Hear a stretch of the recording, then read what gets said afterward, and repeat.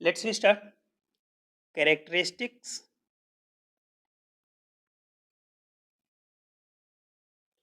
of EMR या electromagnetic radiation, या हम इसी को कह सकते हैं कैरेक्टरिस्टिक्स ऑफ वेव्स। देखो, नॉर्मल वेव की बात होगी तो नॉर्मल वेव की, और EMR भी क्या है, वेव ही है।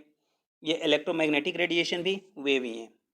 तो इन दोनों की कैरेक्टरिस्टिक्स सेम होंगी, तो थोड़ा सा डिफरेंस होगा। फर्स्ट, वेव्स की पहली कैरेक्टरिस्टिक क्या होती है? Wave length. क्या होती है? Wave length, denoted by lambda, denoted by lambda. ठीक। अब देखो, हम लोग जानते हैं कि कोई भी waves means any waves travels in the form of crest and trough, that is such as all these peak points are known as crest and this bottom point is known as trough. If we take any two consecutive crest, the distance between two consecutive crest or the distance between two consecutive trough is known as wavelength. तो इसी को हम क्या कहते हैं? Wavelength. यहाँ से यहाँ तक का जो डिस्टेंस होगा, या फिर यहाँ से जो यहाँ तक का डिस्टेंस होगा, इस डिस्टेंस को हम क्या कहेंगे? वेवलेंथ कहेंगे। क्लियर है? तो हम इसको अगर डिफाइन करने चलें तो हम इसे डिफाइन कर सकते हैं कि distance between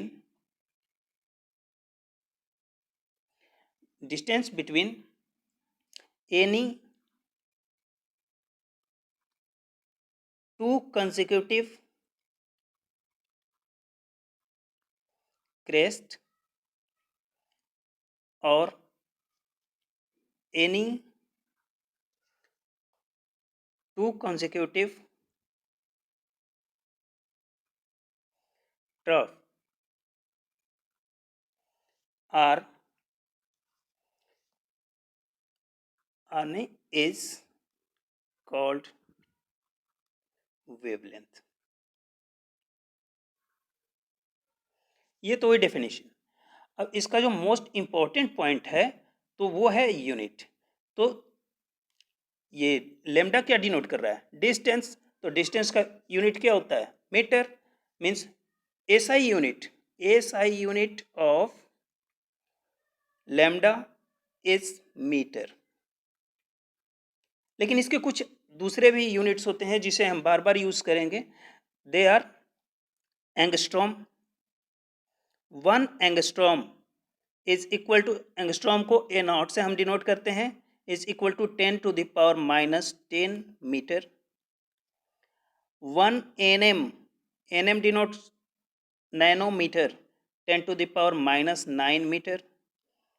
1 pm, not prime minister, it is picometer. 1 picometer is equal to 10 to the power minus 12 meter. And 1 fm is equal to 10 to the power minus 15 metre. f denote करता है किसको? Femto. p किसको denote करता है? Pico. n nano, and this one angstrom.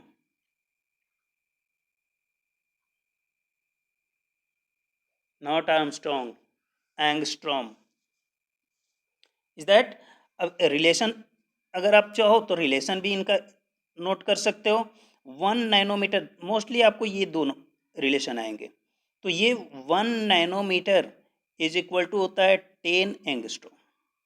ये आप याद कर लेना। याद नहीं भी आएगा तो आप इसे पुटअप करके चेक कर सकते हो। मान लो हमें लिखना है 1 nanometre.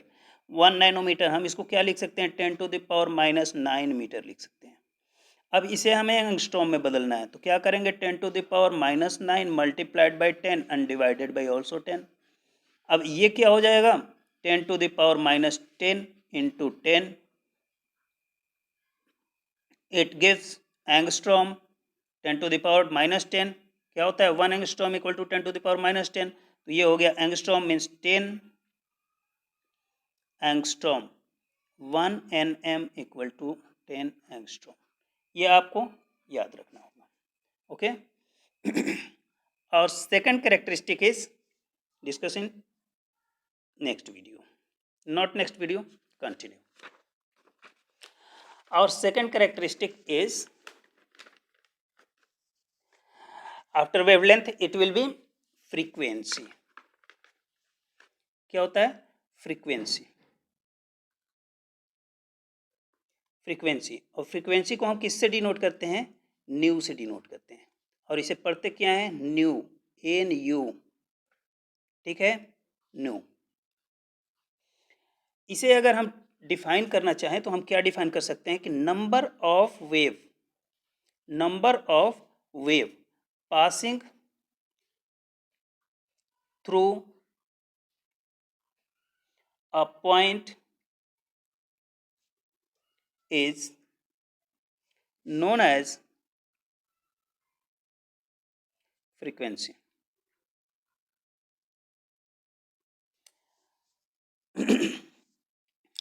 Since frequency is defined in the term of per unit time, तो इसका यूनिट क्या होगा? Second inverse. हम यूनिट ऑफ फ्रीक्वेंसी क्या हो जाएगा? सेकंड इनवर्स होगा, ठीक। और इसी सेकंड इनवर्स को हम क्या लिखते हैं? हर्ट्ज लिखते हैं। क्या लिखते हैं? HERTZ denoted by HZ। Okay, अब इसके भी कुछ यूनिट्स होंगे। 1 mHz is equal to 10⁻6 Hz, ठीक। m mega hertz, mega. Again 1 kHz kilo hertz 10⁻3 Hz। उसी तरह अगर बात करें, एक और यूनिट होता है 1 small mHz। Small m denotes milli, this denote kilo, and 1 milli hertz equal to क्या होता है? 10⁻³ Hz। And one more is 1 micro H Z, ये होता है 10⁻6 Hz होता है, इसको पढ़ते हैं हम माइक्रो। ओके, ये हुई बात फ्रीक्वेंसी की। हमारा थर्ड, ये सेकंड था, हमारा थर्ड कैरेक्टरिस्टिक होता है वो है speed of waves. Speed of wave, okay.